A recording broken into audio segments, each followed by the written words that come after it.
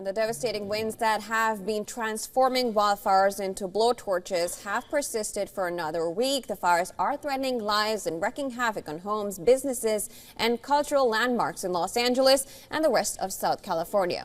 AccuWeather now estimates damages and economic losses between $250 and $275 billion from an earlier estimate of $135 to $150 million. Lost salaries and interruptions to the supply chain are examples of secondary losses that the commercial forecaster has considered for its estimate.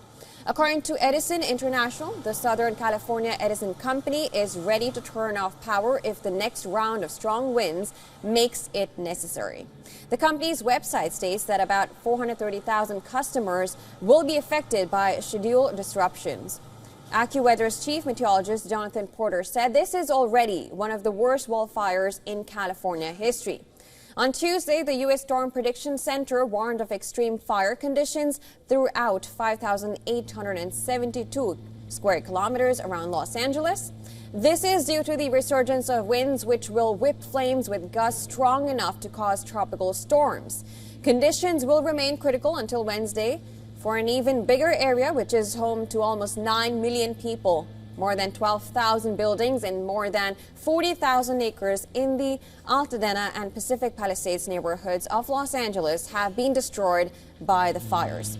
Gavin Newsom, the California governor, said the fires could be the country's worst natural disaster in terms of just the costs associated with it, in terms of the scale and scope. And for more on this, our correspondent Susan Terani sent us this report.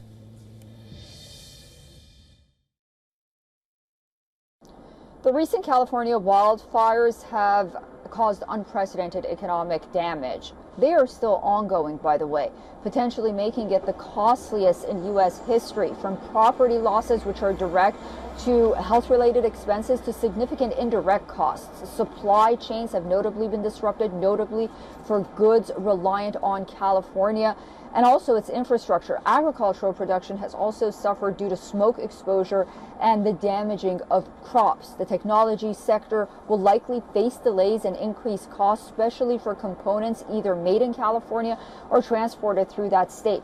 These disruptions are likely to result in higher prices for consumers nationwide. Now, the employment market is also affected, with potential wage increases due to rebuilding efforts as well as labor shortages. All of this cumulative impact underscores the excessive and intensive ramifications of these wildfires, which really go beyond any physical destruction at this point. Susan Terani reporting from New York for WION World is One.